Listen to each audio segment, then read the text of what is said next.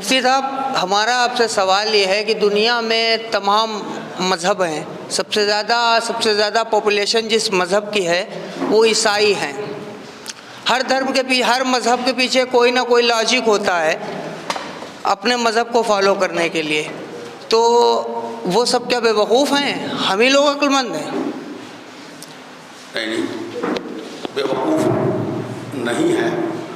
اور اللہ نے قرآن مقدس میں ارشاد فرمایا کہ کوئی قوم حضرت آدم سے لے کر اب تک ایسی نہیں ہے کہ جس میں اللہ نے ہادی نہ بھیجا ہو، رہنما نہ بھیجا ہو، اور قرآن نے کسی کو بے وقوف نہیں کہا ہے سوائے ان کو جو بے وقوفی کے کام کرتے ہیں۔ ان کو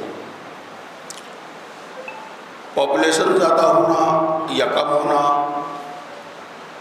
دیکھیے کہ اسلام نے کسی کو بے وقوف نہیں کہا ہے، اور بے وقوف اسی کو کہا ہے اسلام نے جو در حقیقت بے وقوف ہے۔ مثلا بالکل واضح کھلا ہے کہ اگر ہم میں سے کوئی بے وقوفی کرے اسے اسلام ضرور بے وقوف، کیا اسلام ہی بے وقوف کہتا ہے۔ اسلام ایک ضابطہ ہے، یعنی جسے عقل کہہ سکتے ہیں، عقل کا نام اسلام ہے، فطرت کا نام اسلام ہے۔ فطرت مطلب انسان جو بنا ہے، مٹی، آگ، پانی، ہوا سے ہم آدم کی جو ہے آدمی کی تخلیق پیدا ہوا ہے۔ سب میں اللہ نے پیغمبر، آپ نے دیکھا سنا بھی ہوگا، اگر مطالعہ ہو علماء کی گفتگو، ماشاء اللہ آپ نے سوال کیا ہے، جانتے ہیں کہ اللہ نے ہر قوم میں، کہیں کوئی قبیلہ ہوا، یہاں تک کہ ایک ایک گاؤں میں بھی اللہ نے اگر مناسب سمجھا تو نبی بھیج دیا ہے، بغیر اپنی دعوت دیے چھوڑا کسی کو اس نے نہیں۔ اب بے وقوف کون ہوا کہ جنہوں نے ان کی دعوت کو قبول نہیں کیا، اور سرکار سے پہلے جتنے انبیاء آتے ہیں، نبی آتے رہے۔ اب جیسے آپ نے کہا کہ نصارہ، عیسائی حضرات تعداد میں بہت ہیں، اب آپ دیکھیں کہ وہ انہوں نے راستہ کوئی بھی چن لیا ہو یا بگڑ گئے ہوں۔ بہت سے ہم لوگ ہیں مسلمان کہلاتے ہیں، جانے کتنے کاموں پر ہم عمل نہیں کر پاتے۔ اب بہت سی یہ کہ جو اس میں حد سے بڑھ گئے۔ اب حضرت عیسیٰ پیغمبر، جن کی قوم کی آپ نے امت کی بات کی، وہ زیادہ ہے، ٹھیک ہے، انہوں نے ان کی دعوت کو قبول کیا، وہ اس پر جب تک رہے چلے، اور بے وقوفی تو وہ لے کر آئے، ہدایت لے کر آنے والا ظاہر سی بات ہے بے وقوفی اور حماقت نہیں لے کر کے آئے گا۔ پوری کتاب انجیل اللہ کی آئی ہوئی ہے جو ہدایت اور روشنی کے لیے ہے، تو وہ بے وقوف نہیں ہے۔ یہ اگرچہ ہے کہ انہوں نے اس میں کیا کیا، یہ ان کا اپنا فعل ہے، کدھر چلے گئے، یہ ان کا اپنا عمل ہے، لیکن مستقل طور پر وہ بے وقوف نہیں ہے، کیونکہ صاحب کتاب، نبی کے صاحب کتاب امت ہے وہ۔ اب بعد میں کیا ہوتا ہے، تفرقہ ہو گیا، کیا ہو گیا، ان کا اپنا عمل ہے، وہ بے وقوف خود بن گئے ہوں، لیکن اللہ نے انہیں بے وقوف نہیں بنایا، اسلام انہیں بے وقوف نہیں کہتا۔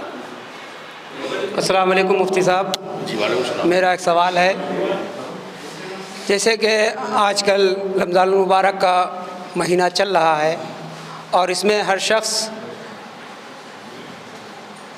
ایک دعا پڑھتا ہے، بالصوم غد نویت للہ تعالی من شہر رمضان۔ جیسا کہ آپ نے اس سے پہلے جو سوال کیا گیا تھا اس میں آپ نے کہا تھا کہ جو 30 تاریخ ہے، وہ 30 تاریخ جو رات شروع ہو رہی ہے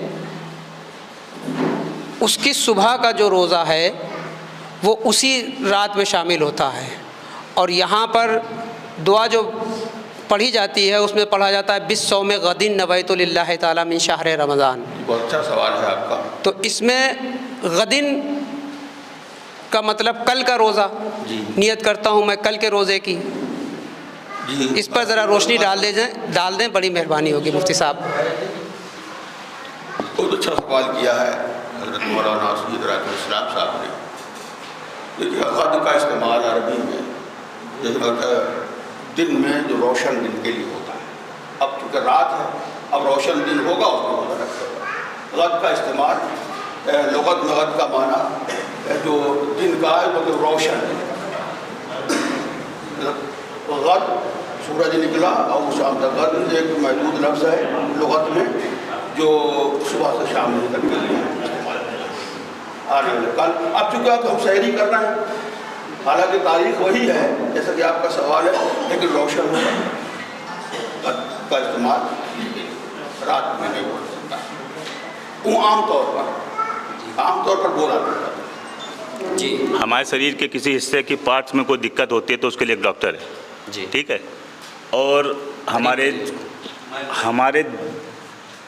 جو اسلام میں باریکی ہیں اور اس مقدس کتاب کے بارے میں کہیں گستاخی ہو تو اس کے لیے ڈاکٹر اور سمجھوتے کے لیے آپ لوگ ہیں. ٹھیک ہے.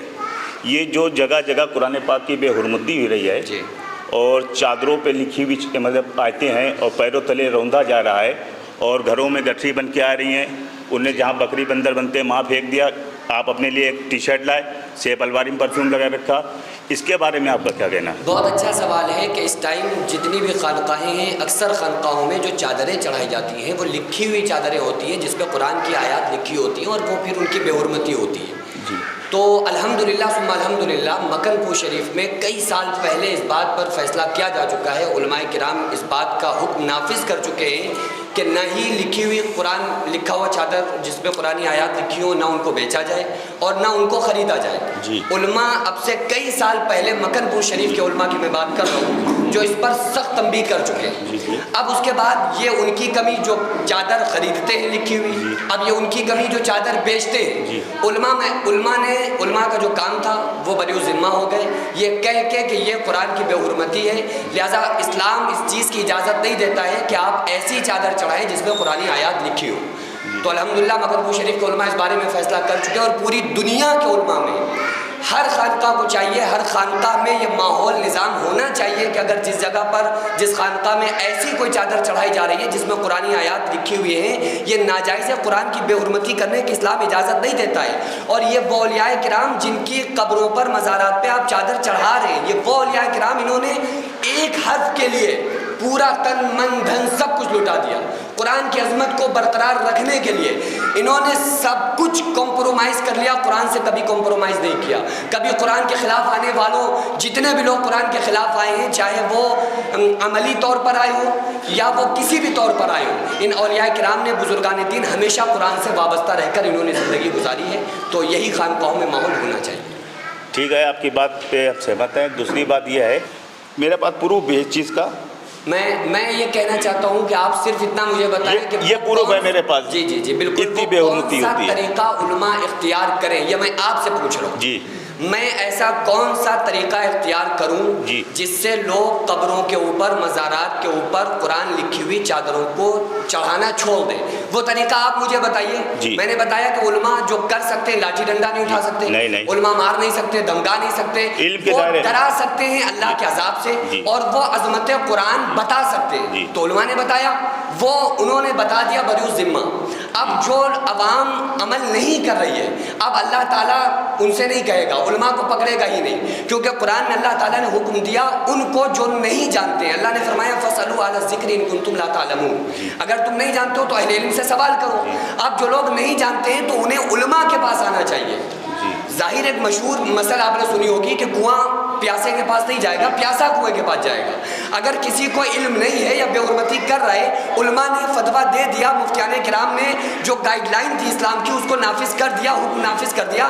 اب اس کے بعد اگر کوئی مشکوک ہے تو اس کو چاہیے وہ علماء کے پاس آئے اور وہ دکان پہ بیٹھنے سے پہلے، تجارت کرنے سے پہلے، کسی کام کو کرنے سے پہلے مزار پہ چادر کیسی چڑھا رہا ہے یہ جاننا چاہیے اور علماء کے پاس آ کر پوچھے. تو اس میں جو غلطی ہے علماء نے اگر بتا دیا بری ذمہ ہو گئے، سراسر عوام کی غلطی کہلائی جائے گی. اللہ اور رسول اور شریعت کے اگر نظر سے آپ دیکھیں گے تو اس میں پھر علماء کی غلطی نہیں، اگر علماء نے بتا دیا تو. اب یہ عوام کے اوپر آئے گا کہ علماء کے بتانے کے بعد بھی وہ عمل نہیں کرتا.